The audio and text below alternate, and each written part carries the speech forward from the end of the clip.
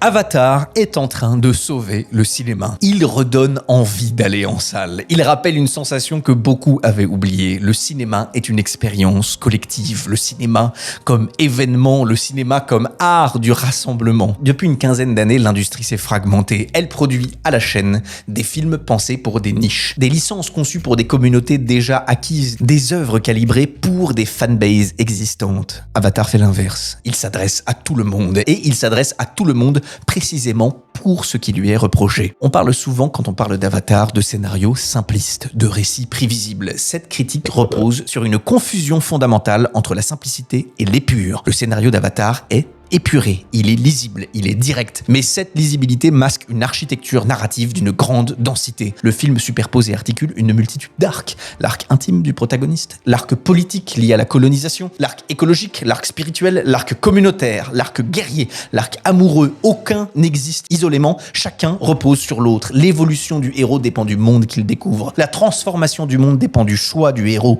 Cette circulation permanente crée une complexité organique. Jamais démonstrative. Le cinéma contemporain confond souvent complexité et complication. Avatar rappelle que la complexité naît de la clarté. Tout est compréhensible, rien n'est simplifié. Chaque enjeu est posé tôt, chaque motif revient, se transforme, se charge de sens. La prévisibilité reprochée relève du malentendu. Avatar ne cherche pas la surprise, il cherche l'accomplissement. Parce qu'Avatar est avant tout un récit mythologique, un mythe pur. Et comprendre cela change tout. Le mythe ne fonctionne jamais sur le retournement, il fonctionne sur la reconnaissance. On sait où l'histoire va. L'intérêt réside dans la manière d'y aller, dans le chemin, dans les épreuves, dans la métamorphose. Le héros quitte un monde, traverse un seuil, apprend, chute, renaît transformé. Ce schéma traverse toutes les mythologies. James Cameron le sait, il l'assume pleinement et il l'actualise par la mise en scène et la technologie. C'est pour cette raison qu'Avatar atteint une telle universalité. Il parle à une mémoire collective archaïque. Il active des archétypes profondément ancrés. Le lien à la nature, le rapport au sacré, la communauté contre l'empire, le choix moral qui engage l'identité propre. Ces motifs traversent les civilisations. Ils existent en Occident, en Asie, en Afrique, dans le monde arabe. Avatar devient un langage commun. Cette universalité se traduit par des images d'une puissance rare. Cameron convoque toute l'histoire du cinéma populaire. Avatar agit comme une synthèse, une cristallisation de ce qu'Hollywood a produit de plus fort sur un siècle. Le western, le film de guerre, le film d'aventure, la science-fiction, tout s'imbrique. Certaines séquences frappent par leur évidence iconographique. L'attaque de la caravane convoque immédiatement la furie mécanique contemporaine et l'héritage classique. On pense à Fury Road pour l'énergie cinétique.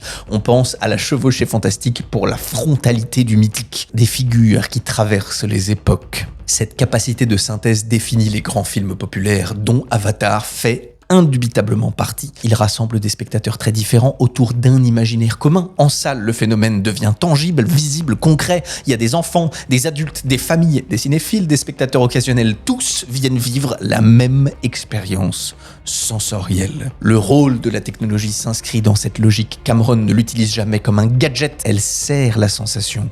Le relief, le son, l'image, tout concourt à créer une expérience physique. Le film se ressent autant qu'il se comprend. Le corps du spectateur est sollicité. Le cinéma retrouve sa dimension presque primitive, celle du feu autour duquel on se rassemble pour écouter une histoire. La sortie d'Avatar, associée à des scores spectaculaires, intervient à un moment charnière. Elle coïncide avec la diffusion de la première bande-annonce de The Odyssey. Deux signaux forts, deux cinéastes qui revendiquent l'ambition maximale, des récits vastes, des images pensées pour l'écran géant, une foi intacte dans le pouvoir du cinéma. Certains répondront que tout cela ne concerne que le cinéma américain. La réalité est plus large. La bonne santé du cinéma américain irrigue l'ensemble de l'écosystème mondial. En France, elle renfloue les caisses du CNC. Elle permet de financer des films plus fragiles, plus singuliers. L'économie du cinéma repose sur ces équilibres. Mais l'effet va plus loin. L'ambition appelle l'ambition. Le succès mondial d'Avatar pousse d'autres industries à rivaliser. La Chine, notamment, accélère sa montée en puissance. Le triomphe de Nudja 2 en est une démonstration éclatante. Des récits mythologiques locaux portés par une ambition formelle et narrative assumée trouvent leur public